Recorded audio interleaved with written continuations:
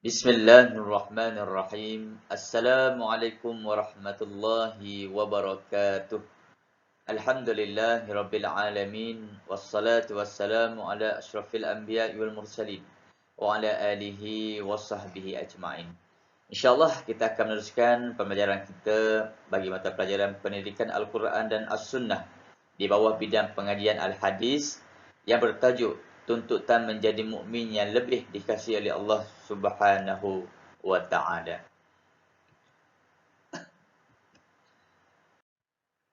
Baik, di bawah tajuk ini kita akan mempelajari 6 perkara. Yang pertama, maksud dan intisari hadis. Yang kedua, kekuatan yang diperlukan oleh umat Islam. Yang ketiga, ciri-ciri mukmin yang lemah dan kuat. Yang keempat, larangan menggunakan perkataan kalau dan hubung kait dengan tipu daya syaitan. Yang kelima, kepentingan menjadi umat Islam yang kuat. Dan yang keenam ialah urusan usaha untuk menjadi mukmin yang dikasihi oleh Allah Subhanahu. An Abi Hurairah radhiyallahu anhu qala qala Rasulullah sallallahu alaihi wasallam al-mu'minul qawiyyu khairun wa ahabbu ila Allah minal mu'minid dha'if wa fi kulli khair ihris ala ma yanfa'uka wasta'in billah wa la ta'jiz wa inna asabaka syai'un fala taqul law anni fa'altu kana kaza wa kaza walakin qul qaddarallah wa ma syaa'a fa'ala fa inna law taftau amala syaitan. Hadis rawahul Muslim.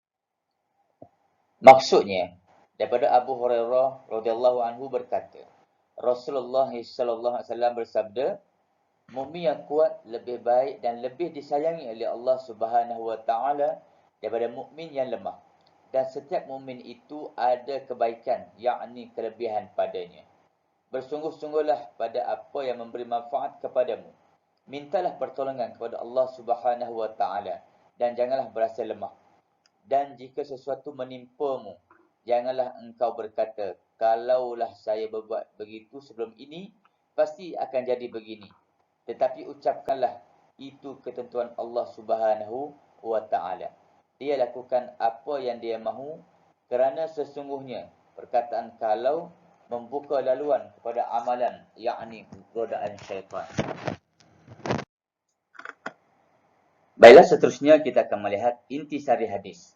Daripada hadis ini, Rasulullah telah menjelaskan bahawa yang pertama, mukmin yang kuat imannya lebih disayangi oleh Allah Subhanahu wa taala berbanding dengan mukmin yang lemah imannya.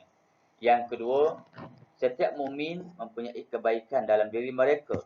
Biarpun terdapat mukmin yang lemah imannya, setiap mereka pasti ada kelebihan masing-masing yang boleh dimanfaatkan untuk membangunkan Islam. Yang ketiga, Islam mendidik kita agar menumpukan perhatian pada perkara-perkara yang memberikan manfaat sahaja. Bahkan Rasulullah SAW menggalakkan kita agar menjadi orang yang paling bermanfaat. Dan yang keempat, Islam mendidik kita bahawa segala apa yang berlaku adalah di bawah ketentuan Allah Subhanahu wa taala dan seseorang mukmin itu haruslah belajar menerima ketentuan Allah Subhanahu wa taala. Para pelajar sekalian, berikut adalah kekuatan yang diperlukan oleh umat Islam. Yang pertama ialah kekuatan sains perubatan. Yang kedua, kekuatan ilmu. Yang ketiga, kekuatan ekonomi. Yang keempat, kekuatan ketenteraan. Dan yang kelima ialah kekuatan sains dan teknologi.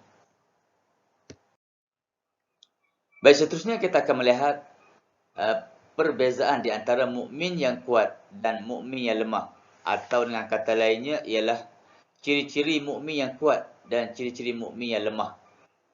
Baik, yang pertama, mukmin yang kuat sudah pastilah mempunyai akidah yang benar, manakala mukmin yang lemah mempunyai akidah yang lemah dan mudah terpesong. Yang kedua, mukmin yang kuat berjaya mengatasi hawa nafsu dan mementingkan dunia dan akhirat. Berbeza dengan mukmin yang lemah, mudah terpedaya dengan nafsu dan asyik mengejar kurniaan sahaja. Yang ketiga, mukmin yang kuat pandai merancang kehidupan dengan melakukan aktiviti yang bermanfaat berbanding dengan mukmin yang lemah. mereka gagal dalam menguruskan masa dan sering melakukan perkara-perkara yang sia-sia. Yang keempat, mukmin yang kuat sentiasa peka dengan perkembangan semasa dalam dunia Islam dan berusaha membantu saudara seagama mereka yang ditindas di mana-mana sahaja. Manakala mukmin yang lemah tidak menghiraukan kesengsaraan saudara seagama mereka di negara-negara lain yang ditindas ataupun dizalimi. Dan yang kelima, mukmin yang kuat menjaga kebersihan alam sekitar dan menjauhi aktiviti-aktiviti yang boleh mendatangkan pencemaran. Berbanding dengan mukmin yang lemah, mereka mengabaikan aspek kebersihan alam sekitar dengan melakukan pencemaran tanpa memikirkan kesannya terhadap orang lain dan juga haiwan. Baik, para pelajar sekalian, kita akan melihat pula larangan menggunakan perkataan kalau dan hubung kait dengan tipu daya syaitan. Baik, dalam hadis ini kita mendapati bahawa antara larangan tersebut ialah bagi mengelakkan kesan buruk penggunaan perkataan kalau ini, Rasulullah mendidik kita agar menjauhkan diri daripada menggunakannya, yakni menggunakan kalau apabila menghadapi sesuatu musibah ataupun kekecewaan. Manakala sebahagian ulama pula telah mengharuskan penggunaan kalau bagi tujuan menuntut ilmu sahaja. Seterusnya kita akan melihat apa pandangan Imam Nawawi yang berpandangan bahawa perkataan kalau ini akan membuka ruang manusia kepada kekecewaan yang berlebihan dalam mengejar urusan dunia. Sebagai contoh, mereka terlalu mengharapkan kejayaan yang tinggi dalam urusan dunia. Apabila mereka ni gagal, mereka akan kecewa dan mereka mula menggunakan perkataan kalaulah aku berbuat demikian, itulah perkataan yang biasa mereka gunakan.